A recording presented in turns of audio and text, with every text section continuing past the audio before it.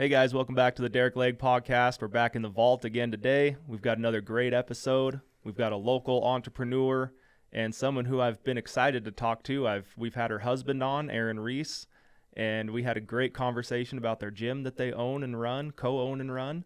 And so now we're going to kind of get the other half of the story. So today we've got Jennifer Reis. How's it going?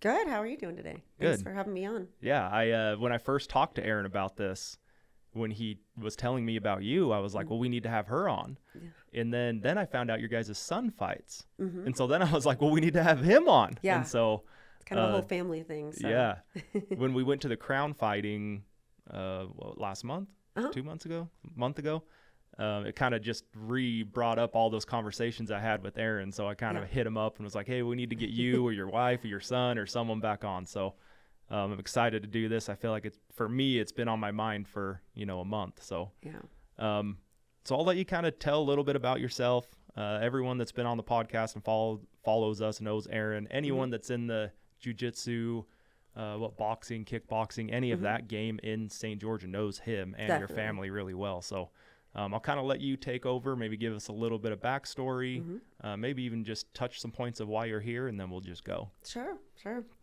So I have been, let's see. Him and I got married about almost 8 years ago. And that's when I started training in Jiu Jitsu and in self-defense. I didn't think I was going to be, I was doing like marathons and Ironmans at the time. Okay. And in the past, I've always kind of done the preppy sports, the tennis and skiing. And I've always been an athlete, but nothing except for 1 year of tackle football that we won't talk too much about. But I haven't really done anything that's like combat or, that type of a sport. So it seemed a little bit intimidating to me, honestly. I was running the school, when we were engaged, and then I literally told him, I'm like, the day after we get married, the Monday after we get married, I'm going to start training in jiu-jitsu. And he was like, oh, okay, all right, yeah, you can try it out, kind of thing. I don't think he believed that I would actually stick with it. But I felt like kind of the older person in the gym. I started at 39. Most of our fighters are like in their 20s or late teens, And I just loved it. I just loved it immediately, and kind of the impact that it's had on my life. Eventually I wanted to share with other women. And so about 8 years, I've been training in jiu-jitsu, a little bit of the striking. Jiu-jitsu is more of the ground kind of work, and then self-defense as well. Okay. And then you've really just blown up and taken this role of training women in jiu-jitsu. You've linked up with the Elizabeth Smart Foundation, so I definitely want to talk about that. Maybe let's just start there. Tell me what the Elizabeth Smart Foundation is, how it came about, how you got involved, and maybe where you're at and where you guys are trying to go, because I know you're growing quite a bit right now. Yeah. The Elizabeth Smart Foundation is amazing. Actually, it was 3 years ago, she came and actually spoke at our gym, and we had a huge crowd, a huge audience. It was right after COVID because we were still wearing masks at the time. But she spoke, as well as my friend Amy Ellis, who her daughter was sex trafficked. And so kind of just bringing awareness to the community. And, up in Salt Lake, of course, super well known. So my friend Mio, who's the director of the Smart Defense at the foundation, reached out to me in St. George and asked if we could kind of expand it down to St. George, because they'd been doing the self-defense up there for a few years. It's fairly new. Okay. I think their goal is to bring awareness and really be preventative. Obviously, learning some self-defense puts you in a position to be less likely, I think, to be assaulted. Just that confidence that you walk around with, and just having some tools to be able to defend yourself. Right now, I also teach at SUU, which was kind of set up through the Elizabeth Smart Foundation, and of course trying to expand that to different campuses as an accredited course. So right now I have 2 courses that I teach for women's self-defense, and then there's also a male self-defense class there. Okay. And it's popular. I mean, it's always full. And, I think girls ages 15 to 24 are at the highest risk for sexual assault. And so, it's like college campuses are one of the most, I guess, places that things like that can happen. Yeah. And so it's a great time to work with both women and men. But, specifically women are more likely to be, assaulted. And so the class includes all different types of self-defense, awareness, and whenever we start a women's class, whether that's through the college or I teach a lot of other women's groups, on a weekly basis, I have women come in to our gym.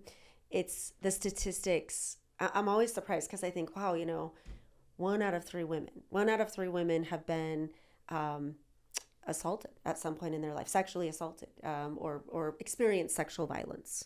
And it's just such a high number. But when we sit down in a big group and talk about it, it does end up being that many women. It's just, it's crazy to think of the numbers, And so anything that we can do to give the tools to be able to defend yourself, and just provide awareness is something that I'm super passionate about. Okay, so if someone's say there's a student at SUU that wants to be involved, is it just a class? Mm-hmm. How do they sign up? Do you know the process of that? Yeah, they can just sign up for the course. It's a PE credit. I think they can even do it twice if they want. They can even do it multiple semesters because, self-defense is one of those things that you have to practice a lot. It's anyone who says you can just come in for one course or a 1-hour thing and know how to defend yourself, that's not going to happen. You have to practice it a lot. So even taking the course twice and getting better at the different techniques and getting more comfortable is great. But yeah, you can just sign up. We're also at Snow College, and then of course trying to expand into the other universities in Utah. Yeah, it'd be nice to get into the home university. So Yes. are you traveling to Cedar City and teaching those classes? Yes. Okay. So I would certainly prefer tomorrow. We're doing through the Dove Center has actually set up a 2-hour self-defense kind of that the students can sign up for. It's not like a class or anything, but we're doing that at Utah Tech tomorrow. Okay. So that's awesome. Yeah. So what would it take when you're saying expand that, what does that look like? Is it like we kind of talked about before we got on? So it's funding for one. Mm-hmm. Is it anything other than that? Is it, I don't know. I'm just trying to think of if someone is listening to this, how could someone help if they had the resources to help? Yeah. I mean, in getting into colleges, I'm not as involved in that part of it. I'm an instructor. But yes, funding is a big thing. And just seeing, I think, the value in having it. I know a lot of the colleges will teach some self-defense through like their campus police, so they'll offer different things, but not all of them have like an accredited course. And someone's more likely to take it if they're going to get credit for it. Makes sense. So I think slowly, little by little, I know within the past couple of weeks the legislature has approved more funding in the state of Utah. I know the Elizabeth Smart Foundation was instrumental in helping to get that through. To be able to have it in more universities. So I'm hoping to see it expand pretty quickly here. I mean, how many universities do we have in Utah? Good question. Do you know? I don't know. A lot. Yeah. I know, especially up in the northern part. Well, yeah, most of them are up there, right? Yeah. I mean, we have what I call Dixie. So we have Dixie, SUU, and then the rest are in northern Utah. Yeah. I have a hard time calling it Utah Tech still, but that's the right term. I went to college for like 4 hours. Oh, so nice. That's not really my cup of tea. I went for 3 years, didn't finish, so. Yeah, I went to one class. I was there for a few hours, never went back. Yeah, wasn't for you. It was not for me. That's okay. That's cool. I think that's the meat and potatoes about what I want to get through today. Mm-hmm. If you have statistics, we can go through some statistics. I think that the importance behind it, and it's like you're saying, like women are more targeted, which I guess would make sense. Mm-hmm. When you said that, my mind went to, well, how many men are targeted and never say anything? Mm-hmm. So I was almost like, well, what are these true numbers? Because if a guy was taken advantage of, would he say anything? Mm-hmm. And anyway, that's where my mind went. But with the classes that you do in the gym, Do they need a membership? Do they just show up at a certain time, certain day? How does that work? Because I think it'd be really cool. And it was my one goal I didn't hit last year is I was going to start training jiu-jitsu. Yeah. And I didn't. It was the one thing I didn't hit last year. Okay. And I think it's because I'm scared. Like I'm a little nervous to go do it. Yeah. I've had back problems for years and years and years. And so I'm a little scared of like getting hurt. Yeah. Even though I've got multiple friends that train with Erin and they're like, you won't get hurt. Just come in. We'll take care of it, you know, and they keep preferencing me. So I need to come in and do it. But if there's someone, especially a female, that's looking to do that, what's the process?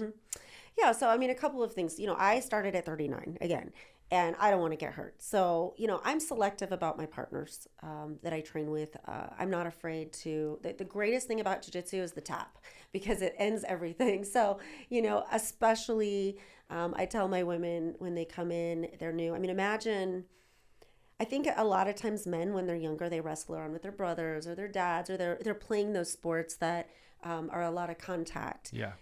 Women, not as much. I mean, more so. I have some female wrestlers on our team, which is great that that's expanding. But women especially are hesitant to come in because it's even the first time, like, we're sitting on, you know, a mount position where we're sitting on top of another woman and you're just like, I don't want to hurt you, you know, and I tell them, you're not going to hurt me. You're fine. You can put all your weight on me. It's totally fine. But even like something as small as that, you know, women are kind of raised to be nurturers, right? And so knowing that I need to choke this person right here is, you know, it's so common in the gym just to be like, can I practice this choke on you or whatever? But it's not common, you know, outside of it. So Right. It's, the hardest thing is getting someone in the first time. It really is. It's just like, sometimes I'll literally talk to someone 10 times before they'll even come into class or even more, you know, and I try not to be that pushy person. In my full-time career, I'm a recruiter. So it's kind of natural for me to just, if I love something and I'm passionate about it, like, oh no, you got to try it. It's for you. You got to do it. But the first time that you come in, you will feel comfortable, especially in our gym. You know, we make sure that everyone feels comfortable. I'm especially sensitive to women and their, you know, concerns and fears and that sort of thing. So whatever their comfort zone is, you know, they don't have to compete, or they can. You know, we have a competition team. They can come in just to learn self-defense. They can come in just for fun. They can come in for the community of it. The community's amazingly supportive. You know, if you don't have a lot of female friends coming in, you're going to have like 120 new friends immediately, you know, like a little girl gang. So yeah, all they have to do is come in. You know, you could try out some free classes. We do have memberships for like ongoing classes.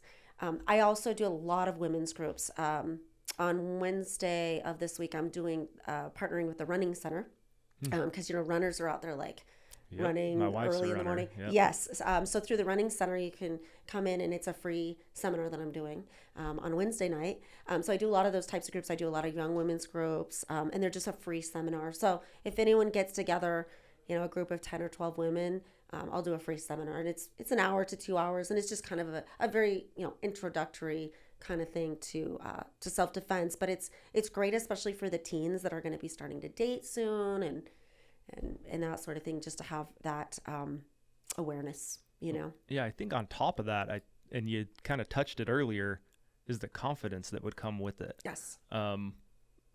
Like you were saying, well, they could train this in college and then they would walk around with more confidence. It's like you wouldn't know that person's training or is capable, I guess, right?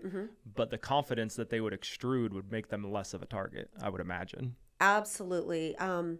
That's the biggest thing. When I first started the women's class, I thought I was doing it to teach jiu-jitsu. I thought I was doing it to teach self-defense, and that's great. I mean, you know, to learn those skills. But that is the biggest thing that I see with anyone in jiu-jitsu, but especially women. I mean, I've had women come in from horrible circumstances, you know, in the past, abuse, sexual assault, just from really bad environments, and the way that they carry themselves when they walk in, and then after 2 or 3 months of training, they're just a different person. And it's like that confidence. I think anything that you do in life where you take yourself out of your comfort zone, and, you know, it takes time. It's hard. It's not easy to do. But then once you're able to work through that and you're succeeding in it, That's huge. That's what builds confidence, you know? And so whether it's jujitsu or something else, just taking yourself out of your comfort zone and being able to be like, oh, I can do this. You know, even our warm-ups can be a little challenging. And it's like 2 or 3 weeks later, now you can do this warm-up. You couldn't do it the first day that you came in, you know? So it's those little milestones.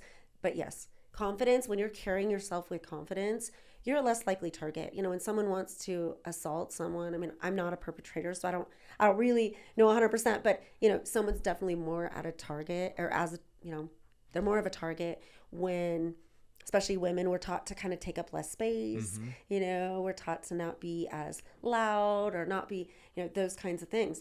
Letting women, giving them permission to be loud, attract attention if they're in a, you know, position where they're scared, or just little things like someone grabs my wrist, how to immediately get out of that, you know, so that it doesn't turn into that. How to get away. I mean, that's the goal, you know, is to get away. Well, I was going to touch on that too, because are you defending yourself to get away? Are you defending yourself to get an advantage to hurt someone? Are you like, and I would imagine if you're training women,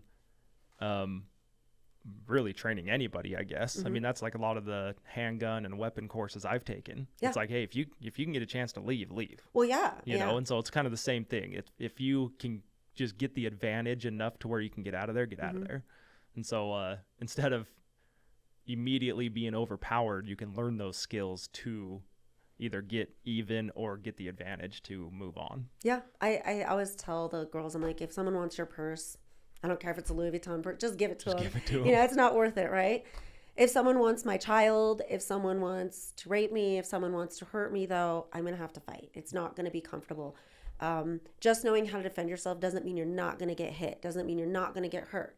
But the more tools that you have, the more chance of surviving, of getting away. And that's the goal. And it's just really deterrence, right? Because if someone wants to attack you, they want it easy. They want an easy target. They want to just get in, get what they want, get out, that sort of thing. But the more deterrence you can give, where it's like, oh, maybe I messed with the wrong person, you know, that's what you want. And my whole goal is like, if every single woman in St. George could have some self-defense, it would be like, this is the town, don't mess with us. Like, we all know, you know, like we know how to defend ourselves. So, that would be my goal, to have every single woman in St. George do some sort of, even if it's like an hour or two, or, you know, whatever, some sort of self-defense. And what's the age range? Are we talking, like you were saying, teens? So what's the age range that you teach? I mean, is there a restriction? I'm just thinking, like you were saying, having a 16-year-old girl in there would probably be a good thing for them to learn some of this stuff. So maybe talk on that a little bit. Yeah, I think the best age to start learning self-defense is honestly as a child. Even when you're looking at the child statistics of kids that are in abusive situations, I mean, we look at all the things happening to kids these days and whatnot, just being able to defend yourself. So we do have kids classes. I'm not the kids instructor. I'm not as good with kids, but you know, I love the kids, but my husband's, that's, you know, his expertise, and my son. But yeah, my classes like ages 12 and up. Okay. Are typically gonna kind of morph, and I like to try to get the girls that are turning, you know, 12 to move into my class. Okay. You know, because they're in the kids classes, they're fighting boys and girls. And then, you know, girls kind of get to this age where they're not as comfortable fighting boys, you know, or whatever. So they prefer to kind of be in a women's environment. And a lot of my women will train with the men. I mean, they'll do the co-ed classes. I mean, when I first started, there was maybe 1 or 2 other women, and that's the common out. That's what's common in an MMA or jiu-jitsu gym. You walk in, and so that was my whole goal in growing it. Now we have over 120 women, you know, actively training, which is just like, people come through and they're like, I've never seen this many women in my life in here, you know, and the more women you get, the more women want to come. That's all I was just going to say, because if you're the 1 or the 2 and you're having to train with men the whole time, I would just think that there's, even for the guy, there's probably some uncomfortableness for the guy too. Yeah. And so being able to attract that many girls to come, man, that's awesome. Yeah. What's the oldest? Do you know the oldest? I've had an 80-year-old. 80-year-old. I think she moved, but she actually had a black belt in judo. So she had some training, and I remember kind of tossing her really light. Like when I was taking her down, she's like, you need to throw me harder. Like, why are you being so nice? Like, I don't like this. You don't be nice. But I would say average age is between, teen up to like 50s. Okay. But could somebody come in 60, 70, 80 and benefit from it? And that's the great thing is we've been able to modify. I've had girls come in with multiple surgeries, like on their knees or their backs or this. It's like, can they do every single move? No. But we can always find some sort of modification that they can do. That can work for them. And I don't really take no for an answer. It's just kind of what I'm known for. So sometimes they'll be like, oh, I can't do this. But, oh, that's okay. You could do this. All right, let me show you this then. Let me show you this. Yeah. I love that. I guess we've kind of already touched on it, but I want to go a little deeper into, you've got confidence. Mm-hmm. So women are going to gain confidence from it. They're going to gain, obviously, the abilities. Yeah. To be able to do this. What else? Is there any other things you can see that you didn't expect that people are gaining from it?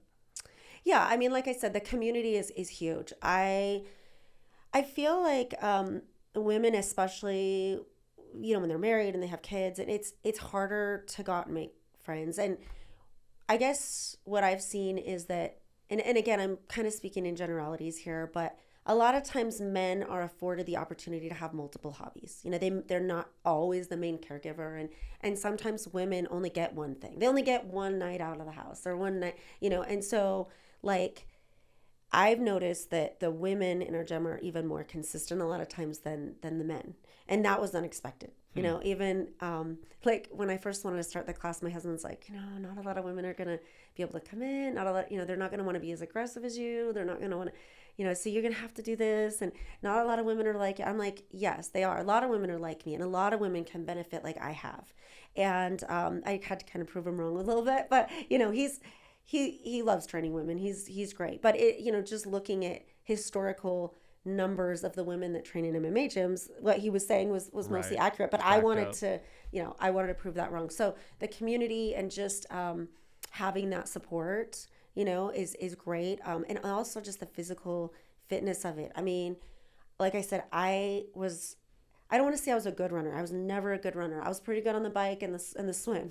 The runner I just did because that's what you have to do. That was part of it. I just forced myself through that. But I thought I had good cardio. I was like, my cardio is great. Like I can go run for 5 hours. I'm good. It's a different level of cardio when you're doing jiu-jitsu and you're on the ground wrestling. It's like that anaerobic.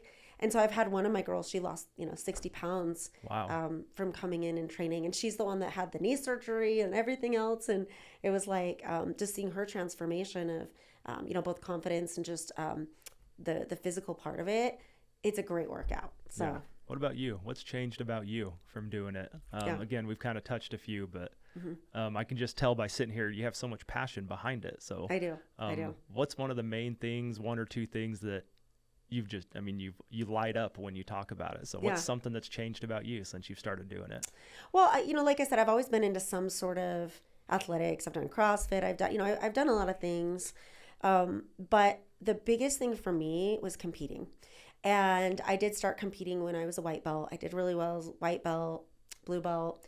And then I became a coach when I was a purple belt. Okay. So there's 5 belts in jiu-jitsu. Purple belt's kind of the middle, the first okay, you know what you're doing belt, Okay. And I was competing as a purple belt and I was losing everything.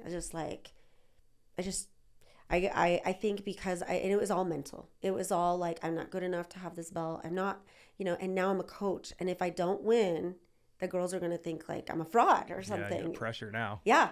It was all this pressure I put on myself. I started having panic attacks. Fighting someone's not like for the faint of heart. You're going out. Yes, they can't strike you in jiu-jitsu, but they're trying to break your arm. They're trying to choke you. They're trying to, and being older too. It's just like, I started having these panic attacks. And so I had I got, what'd you call it? Like a sports therapist. Okay. And I did a few sessions and that helped. But really it was just me having to go back and be like, look, like all of these heroes I have in jiu-jitsu, they lose sometimes. They don't always win. All these world champions that I know, they lose sometimes. It's okay to lose sometimes. And so I think now I have my brown belts.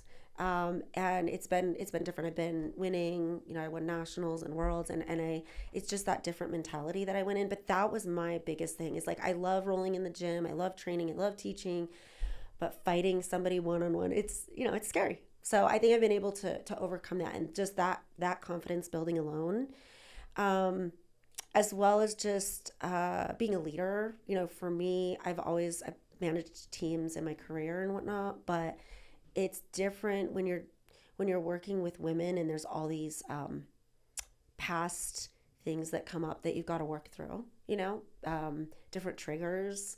You know, someone's choking me right now, this is a trigger for me, we got to work through it. It really taught me a lot. It just taught me a lot about working with women and the types of things that they go through and that sort of thing. So almost being okay with losing is what propelled you. Yeah. Yeah. I had to give myself permission, because my husband didn't put pressure on me, even though he's a world champion, and he, you know, him and my son are like multiple world karate champions. And that's the other thing. It's like, I'm in the Reis family. I have to win, you know? And, but yeah, saying, you know what, I'm going out there in my 40s competing. I'm doing what most people don't do.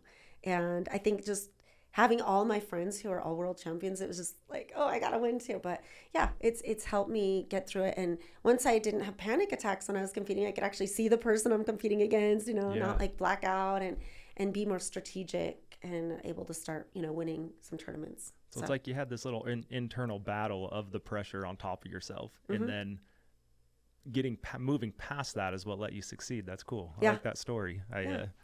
That's something to pull from here. I talk about it all the time. Like growing up, I played all the traditional sports, and we were always taught like losing's failure. Yeah. And we practiced, right? Like in baseball case, we had batting practice, we fielded grounders, we did all that stuff. But it was like the specific scenario of what happened in that game. Yeah. Like we never broke that down. Right. You know what I mean? And so it was just like, hey, you screwed that up, and that's why we lost. Now go field some grounders and some pop flies, right? Yeah. And so having that extra step of being able to break that down takes a lot of that pressure off for you, I think. It does. And then where you, like, I was never okay with losing. And not that you were, but you invited that as a possibility. Like for me, it was just a complete failure if I lost. Yeah. And I lost a lot growing up. And so it was like just a confidence hit every single time. And instead of being okay with that's a possibility, man, just go out there and, like, I still don't, like my son, I have a 3-year-old. I don't want him to lose, right? I want him to be a competitor. Yeah. But like, hey, man, there's a possibility you're going to lose. So what can we do from that? Learn, shoot that certain shot that you missed 100 times, and then we'll move on. Yeah. And so I think that's kind of what I was pulling from that story, at least, is like, you have to be okay with losing. Yeah. And you have to put in the work. I mean, it's not like, you definitely have to go back and watch the videos and where did I go wrong? But in every video, it was never like, man, your technique was just horrible. It was like you mentally gave up. You just mentally gave up. And like, I'd be in the middle, and I noticed myself even as a brown belt, and I was winning. I'd be in the middle of the match, and I'm like, you know what?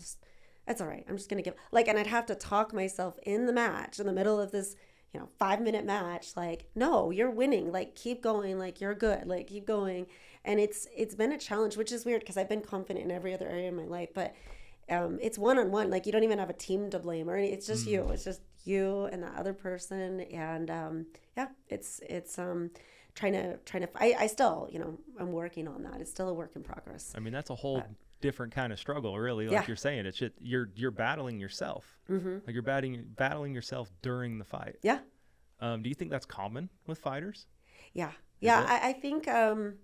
I don't think everyone's meant to, and I look at, like, I don't step into the cage and do MMA fights, my son does, and I have some girls on my team that do, they're MMA fighters too, and I'm always like, that looks way more scary than a jiu-jitsu tournament. And some of them are like, no, they're both scary. When you get in the cage, you have to be able to mentally tune everybody else out and just, take the training that you have and do it, and I think you have to be really mentally strong to be a fighter, it's, but, with jiu-jitsu tournaments, a lot of my girls that I never thought would compete, like, they were all fairly new. I had just started building my team, and we had one tournament, we were going up to Salt Lake, and one of the girls said, I want to compete. And all of a sudden I had 18 girls competing. It was crazy. Like, we brought up the biggest team. They were all white belts. They were all new. And they had to fight each other as part of it because it was like a round robin. But just like seeing all of them were like, I'm totally uncomfortable with this, but let's go do it as a team. That's so cool. It was really team building, you know. I mean, was it like a domino effect? Like one's Yeah. like, I'll do it, I'll do it. Exactly. Yeah. It just that strength in numbers. Like, okay, Yeah. we're all together, we're all going out and competing. And now, you know, my girls have either decided I don't like it or I do. And I love the coaching aspect. If I had to give up my own competing just to coach, like I prefer coaching, but I try to do a little of both to be the example. Like, I got to get out there and do it too. Yeah, So well, kudos to the first few that were like, I'll do it. I know. And then it just starts going, right? Yeah. And then all of a sudden you got 18 of them. That's cool. Yeah. How many competitions have you competed in? And is it like nationwide? Is it Utah? Where is it? So I will not fight 20-year-olds. That's just too big of an age gap. Like people, I do in class, you know, like a lot of my women are 20-year-olds and just trying to keep up with them, you know, as they get really good. But in a tournament, I'm like, that's not worth it to me to get her over fighting like 20-year-olds. They just move different than a 40-year-old, Sure. right? So I have to do, most of the tournaments I do are the bigger tournaments because they just have people from all over the world. So there's more people my age. Got you. And even like in some divisions, like in the 20-year-olds, they'll have like 30, 40 people. I'm lucky to get 2 or 3 people in my division, but that's okay because 2 or 3 fights is good for me. You know, I'm fine with just doing like even 1 or 2. So I do more of the big ones. So I compete like 2-3 times a year, you know, maybe every like 3 to 4 months. And you're still doing that now? Yeah. Awesome. Yeah. You know, you guys just did the crown fighting. I'd mentioned it. I was blown away at like the turnout and just the event as a whole. Like I've seen it on, I didn't even know it was your guys' thing. Like I've seen the advertisements of it through the last couple of years, or last year probably. And I didn't even know it was you guys. So we went out, I took my like mentor / boss with me. He's trained quite a bit. His kid trained a lot and he was all into it. It was kind of cool to see him all into it, but the fights were, the turnout one was insane. And I think there was definitely one kid that came that you could tell, I think a third of the crowd was there for him. That was our nephew. Is it? Yeah, that was our nephew. And he put on a show. It was awesome. And I don't know. What's that like putting that event on? Because it seems like a huge deal. You know, I mean, like the work behind it and keeping everything straight. And then once it starts, I'm sure Erin's just on a whole nother world trying to take care of everything he's trying to take care of. I think you were the one that gave me the tickets when we got there. So I saw you there. Yeah. Maybe talk a little bit about what it's like trying to put on that huge event and how many people are involved. And also we'll touch on, do you guys have sponsors? I know you do on the little printouts, but what's that like if someone does want to come out and sponsor it? So my husband was putting on fights before we even met, right? Okay. And actually that's the very first time I met him. Is I went to this fight. I was sitting at like a front table and I got blood splattered on me and I was like, oh my gosh, this is horrible. Like, you know, and now here I am doing it. Well, not in the cage, but I love it now. And all I do is watch UFC fighting and like, it's like, oh my gosh, all you want to do is go watch fights. But anyways, so they kind of took a break, him and his business partner, Scott, they kind of took a little bit of a break when the economy, you know, changed and whatnot. And so they used to have up to like 3,000 people and they would do it at the convention center. Yeah. And so that's somewhere we're probably headed in the future, you know, as we grow it again. But at these events, so we've had 4 fights now since they brought it back. Okay. And they are about 1,500 in attendance. It's been great. They've almost all been sell-out events. So I definitely think there's a market for it and a need, and people enjoy having something different in St. George, you know, some entertainment to come watch. It's a huge undertaking for him. I mean, matching up fighters is difficult. You know, you have these matchups and then someone gets hurt like a week before and you have to try to fill it in with someone else. And, you know, the fight commission requires that they have certain testing done. So you can't just like put anybody in there. Yeah. You know, if it's last minute and something happens where a fighter falls out, you got to find someone who already has their medical done and that sort of thing. And you know, we always try to get females on the card. A little more challenging. There's just not as many females out there, you know, fighting. But yeah, it's a lot of work, but he loves it. He's passionate about it. His business partner is amazing. He does, you know, the cage and the medical. He owns a medical. Okay. They own a medical facility and whatnot. And then I just kind of do, I kind of just inserted myself. I do that all the time with my husband. I'll be like, I'm going to do this part. Okay. He's like, all right, well, the fights are mine. And I'm like, I know, but I'm just going to do like the ticketing. Okay. Now I'm just going to do this. Okay. Cause I kind of like to take over, I know, but, it's been fun. You know, I get the staff and the ticketing, and then I do the sponsors. So yeah, if we have two different kinds of sponsorship. One includes like a table, lots of shout outs from the cage, social media advertising, radio advertising, all that before the event. Or they can get like a reserved row if they want to do the smaller package. Okay. We're always looking for great sponsors, and it's a really fun night out for like if you want to bring your coworkers or your staff or your top customers or whatever to have that VIP table. It's just like a really kind of team bonding night if a business wants to sponsor. So we have some amazing sponsors that do it, you know, every time, like every event. They're kind of our Like the go-tos. The go-tos, yeah. And then you guys had like food trucks there. Mm-hmm. I mean, so my wife actually called me and was like, "Hey, I heard they're doing this. Do you want to go?" Yeah. I didn't know. Like, again, I've heard of it, but I didn't know it was coming up or the date. Mm-hmm. And so when she said that to me, I texted Erin and was like, "Hey, what's all this about? How can I get in?" You know. Yeah. And that's how we got set up on it. And I had a blast. And Yeah. my wife had fun. She brought a friend, Mm-hmm. and then I brought my mentor and his wife. And I was like, when's the next one? Yeah. Like when it got done, I was like looking it up, like when's the next one? Yeah. And what are you guys doing? Like just a couple a year right now? Yeah, or? a couple a year. I think, you know, you get too saturated. I mean, number one, it's hard. There's other fight promotions up in Salt Lake and whatnot. And so we're pulling a lot of our fighters. We try to use our local fighters, of course, but also to fight them, you know, we're pulling a lot from Vegas and from Salt Lake. And there's a lot of fight promotions every month up there. So to try to kind of, you know, get the fighters to come down to our card too. They love our card. They love coming down. But, you know, so about every 6 months is what we're doing. So we have another one coming up in like the last weekend of August. Okay. That we'll start preparing for soon. And, yeah, it's we try to get a couple of pros on the card. They're a little more expensive, so a couple of pros. And I mean, we've had some, you know, Gilbert Burns on the card in the past, and he's like, you know, high in the UFC right now. And a lot of fighters that have come through our promotion have gone on to fight in, you know, UFC or Bellator. A lot of the coaches that come corner now, they're, you know, also former fighters or whatnot. So. Yeah, it's exciting. So what's the process of that? Our kids are, you know, people that, I don't know if they're ranked, I don't know the right word for it, but like they're new to it. So the kids that are new to it, do they need to fight a certain amount of fights, win a certain amount of fights, and then they can promote? How does that all work? Do you know the structure behind all that? Yeah.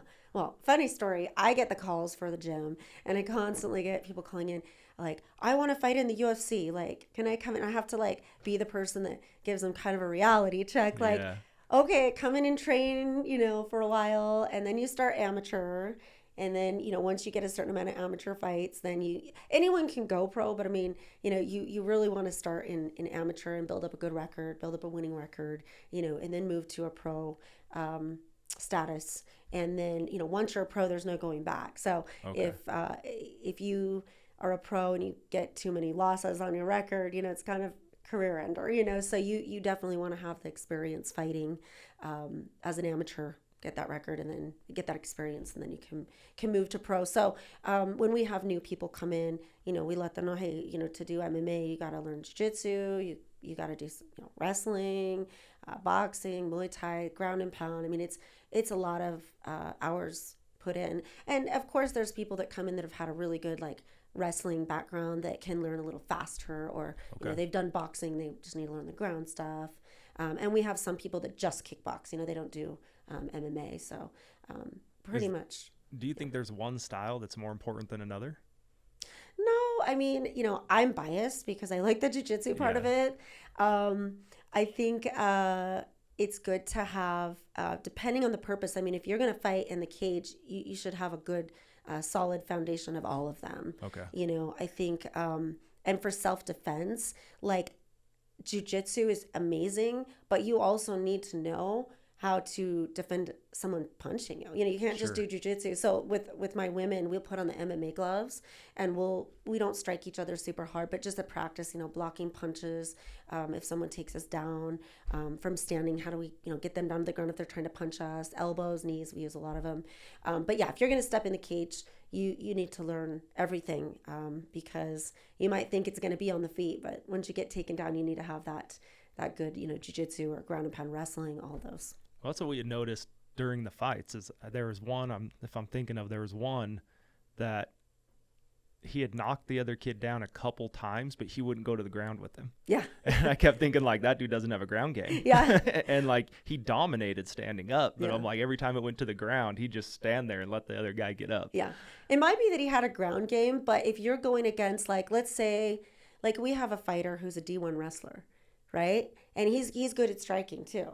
But if I knew I was going to fight a D1 wrestler and I'm a striker, I'm going to try to avoid going to the ground. Like, I might have a ground game, but it's not like up to par with someone who's like, it's not you're not an advantage against that person. Yes. So I think when, again, I don't train the fighters, my husband does, but he definitely wants to play to their advantages. And when you're doing the matchups, that's really important too. You want to set them up with someone that they have a chance of winning and building their record, and also that's going to be a good matchup for them to fight. It's going to be an exciting fight, but that they have a chance of doing well with them. So why do you think that you're so successful, other than you're a woman, but why do you think you're so successful teaching the women's classes, and that you got approached from the foundation and all, I mean, what about you do you think makes you successful in it? Is it just the community, or I mean, what is it?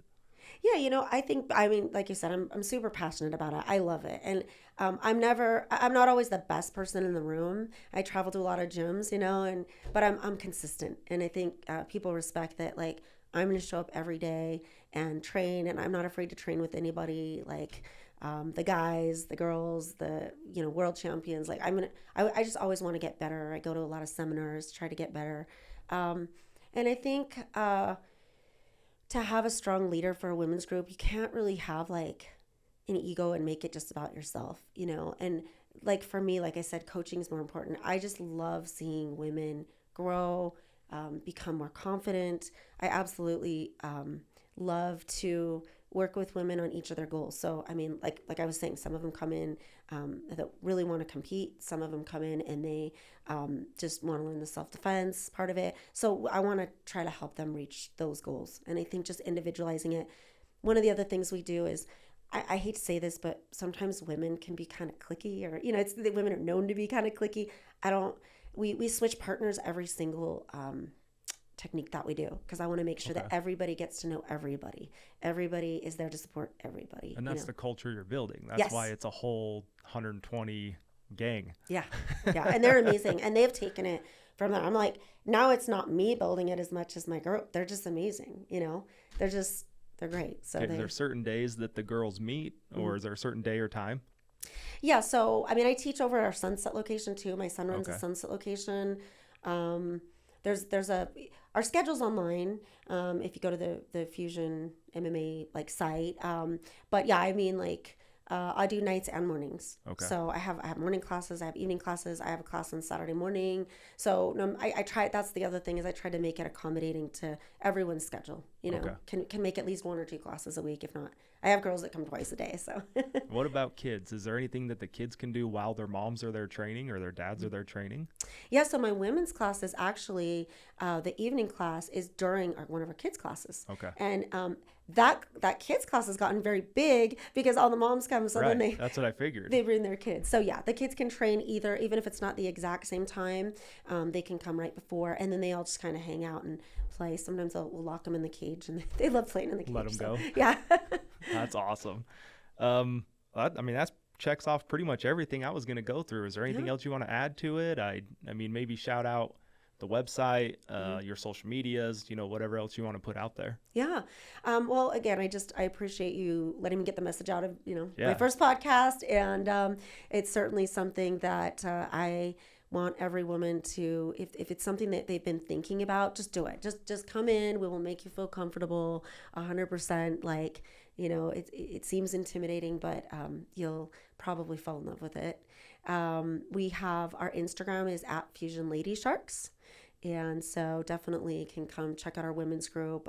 We also have a Fusion MMA, our Sunset group. So we have all of those on social media.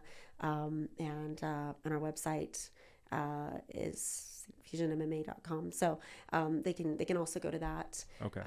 Check us out in all those places. Call. if they call the main line, they can even text it, and I'll just text back and forth information. But yeah, would love everyone to come in and try out, man or woman. So. Yeah. So if you're intimidated to call, just text. Yeah, exactly. I'm like, I get so many calls. I'm like, yeah, let's just text back and forth. Yeah. That's how I am too. I'm like, hey, can you just text me? I'm kind of in the middle of something, but I can jump back and forth. Yes, exactly. Multitask. So. Yeah. Okay, great. Well, I appreciate you taking the time coming on. One more time, when are the next fights? The next Crown fights? You said the month. I don't remember. It's the last weekend in August. I think it might be the 24th or 25th, whatever that Saturday is. Last Saturday. Yeah, so if anyone wants to go, they have a website set up for it. Like, you can even text you guys and then get you set up on crownfc.net. Yeah, if you're I went this last time for the first time and I loved it. Like, so we're going to go. We'll probably get a table too. I didn't even know a table was a thing. Yeah. And so I was like, we'll just get a table and go. I think it'll be fun. Yeah, for sure. We'd love to have you. All right, guys. That's our episode with Jennifer Reis, owner, co-owner, big time in the women's MMA circle in St. George. Well, really in the nation. So that's our episode for this week. And make sure you guys like, share, go check out Fusion, go check out Ace, check out Crown Fighting. The Reis family have their hands in everything in the fight game around here, and they're a great family. I've been lucky to get to know them a lot better. So go check them out, and then we'll see you guys next week.